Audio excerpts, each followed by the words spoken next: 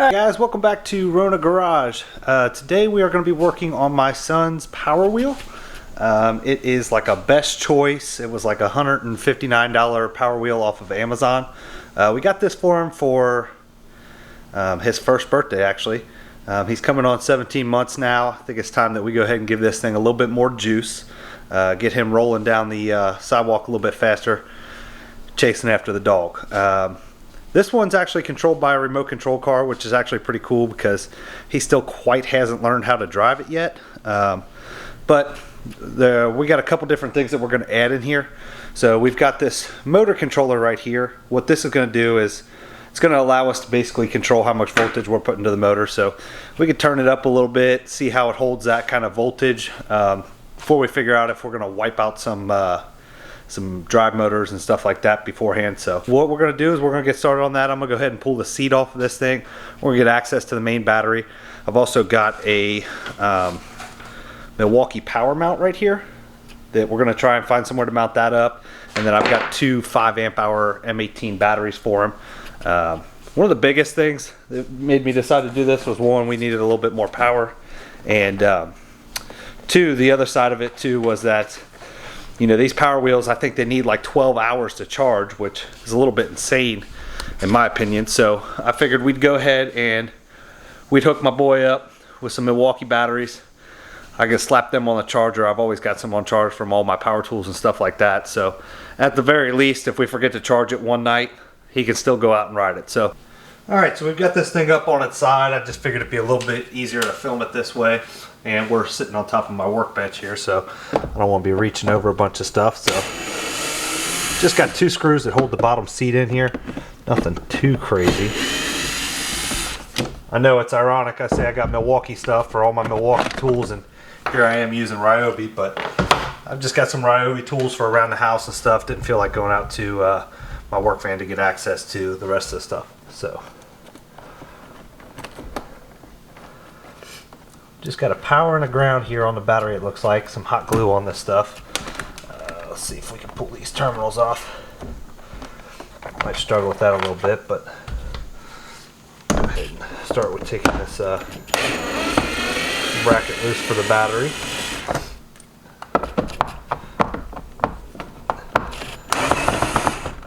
Now I know I could mount the Milwaukee battery right inside there, but I'd like to keep it somewhere out in the open, just for the simple fact that if we, forget to charge this thing, or when we go to charge it up, I don't want to take these 2 screws out every time we want to work on it. So going this route, it's going to allow me to, I want to mount this Milwaukee battery somewhere that's easily accessible. That way I can just grab it, slide the new one in, and we can keep going from there.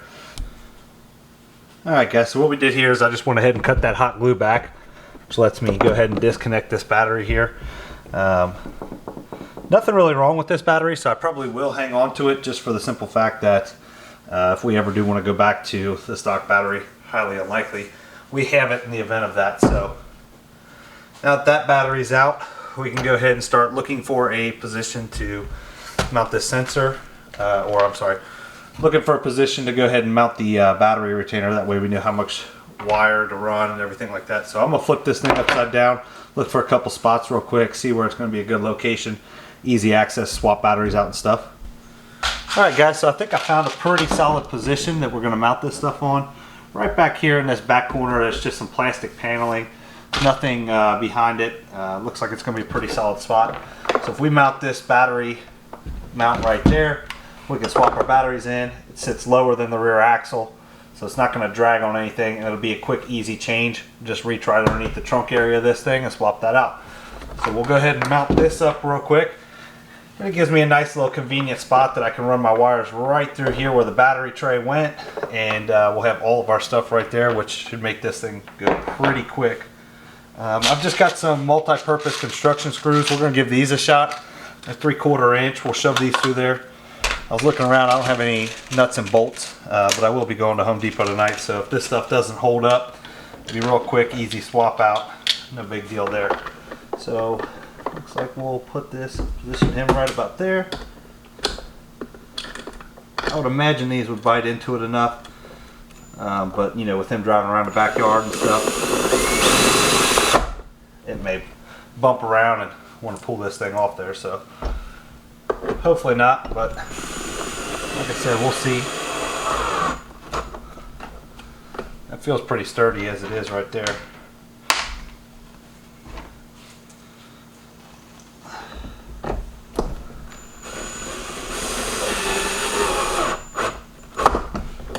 Oh yeah, I don't think that's going to go anywhere. Seems pretty stout to me. Let's check the battery, see how much charge we got on it. Looking like 1 bar. So I'll go ahead and throw this on the charger real quick. But we will route our wires up through here. And that's going to position them right up in where we wanted to be as far as up in that battery tray and stuff like that. I've got a little sticky mount here I'm going to go grab. Put that on there, give us a spot to kind of tie these wires back just so that they don't come loose back there. So these are the things I was kind of telling you guys about here. Looks like some of these have been used, but just little plastic, let's see if that'll focus in on that. Maybe. There you go. Yeah, so there's just a little like double-sided tape behind there, and you can kind of see you sneak a zip tie through there to kind of hold some wires back. Definitely helps if you've got some like adhesion promoter. I don't, but I've got some super glue, and so we'll just give that a little dab. That'll help to keep that on there. This stuff's some pretty strong stuff. So we're just going to put that right in the corner there. Grab a zip tie for that. Alright. Like I said, this is kind of just to prevent them from, it comes a little loose up in there. We'll probably put another one on the other side. I just want to keep these wires nice and secure, make sure they don't drag nothing and get cut. Alright, so the next thing we're going to want to do, here's my 2 wires that come through. Might be a little hard for you guys to see there. 2 wires that come through from the power mount, and here are my original wires that went to the battery. So some people will actually just go ahead and connect your red to red, your black to black, and you're good to go with your M18 swap. I'm adding the motor controller in there just because I don't know how rowdy this thing's going to get. Like I said, my son's only 17 months old. Can't really control it yet, so we'll probably turn it on to full blast while I drive him around with the actual remote control that it comes with. So we'll probably drive him around on full blast with that for a while, and then once he's actually able to start driving this thing on his own, we'll turn it down until he can get comfortable with it, you know, that way he's not taking anything out. So on my motor controller here, let's see, you can see I've got a P plus, P negative, M plus, M negative. So we've got our input on the left side here. So our red from our battery mount back here is going to go to the P plus, black from the battery mount to P minus, and then M plus is going to get this positive and this negative right here. So we'll go ahead and we'll strip some of these wires back and go ahead and throw some fork terminals on there, and go ahead and get this thing hooked up.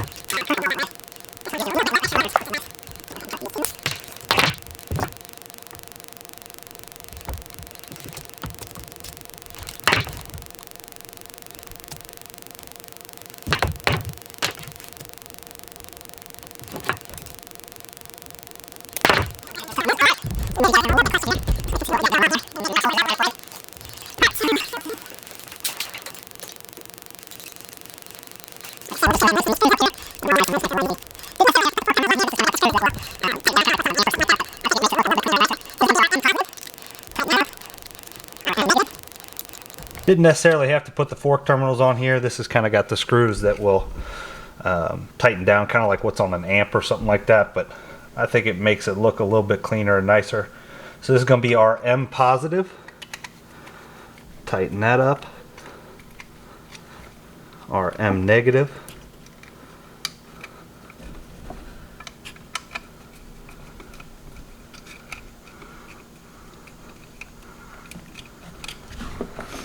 Our positive supply from the battery is going to go to P positive.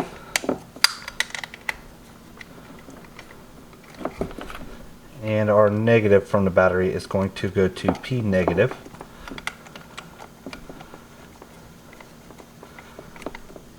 All right. So we have got that all wired up now. I'm going to, like I said, probably put another one of these sticky mounts right down here. Kind of zip tie these wires up, and then I'll kind of, I don't think that I'm going to actually mount this. I think it'll be all right just being loose under there. All right, guys, so here's what we got going on. I just went ahead and mounted that thing to the original battery hold down there. Zip tied it up just to kind of keep it from rocking all over the place. And you can see down there we got another one of those cable tie mounts, and got those wires coming up from the battery mount there secured. Got all this stuff tucked away. I'm going to go ahead and leave the seat cover off real quick. I did check. It's going to clear that knob and everything like that, so that's all good. Alright guys, so we got the power wheel all up on the back of the table there. You can see the M18 mounted right underneath here on the back. Nice convenient little slide out. Slide it right back in there. So I actually didn't even have to go ahead and test on that motor controller. One of the cool features of this power wheel is right up here. It has a built-in radio and everything, and it shows you the voltage of the battery. So we'll power it up. You see it's got 14 volts there, 12.6, 12.76. That is with the motor controller all the way turned to the left. So we'll go ahead and crank that up real quick. Full voltage there. And we are showing 18.0806 now. So this battery is about half charged. I've got the parental controls here. So we'll just kind of go ahead and slide this thing back so that the wheels are not on the table here and it doesn't shoot off on me. So we've got speed adjustments here. I'm just going to go ahead and put it on full speed. And let's see what we got.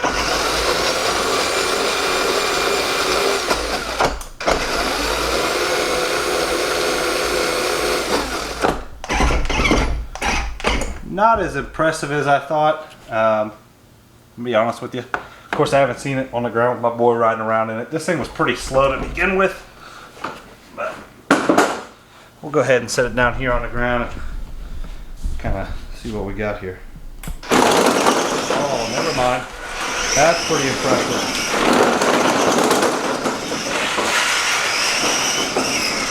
Yeah, it's got a lot more power there than we originally had. He is going to lose his mind on that. Still showing 18 volts up here. Let's see if the radio and everything still work on 18 volts. Yeah. Alright, well, I'm going to go ahead and call this a success, guys. I'm going to leave it on the 18 volts for him. Might be able to get a video of him in it here in a little bit. I'm going to throw that battery. God, let me turn that down there. We're going to go ahead and try and get a video of him in it here in a little bit. He's down for his nap today already. So we'll go ahead and charge that battery up, get the full effect of this thing, and we'll mount the seat back up. And maybe I'll show you guys my boy ripping around out in the driveway. But pretty simple swap. I'm really surprised a lot more people don't do this. I have heard that, you know, putting 18 volts to these little 12 volt power wheels, you know, especially the cheap ones from China, I have heard that, you know, that'll go ahead and kind of wipe out the lifespan of the battery, or I'm sorry, of the drive motor and everything like that. So, I mean, I'm willing to take a gamble on that, especially for the price that we paid for it. Like I say, I want to say it was $160 shipped to the house. So, pretty hard to beat that price for a power wheel.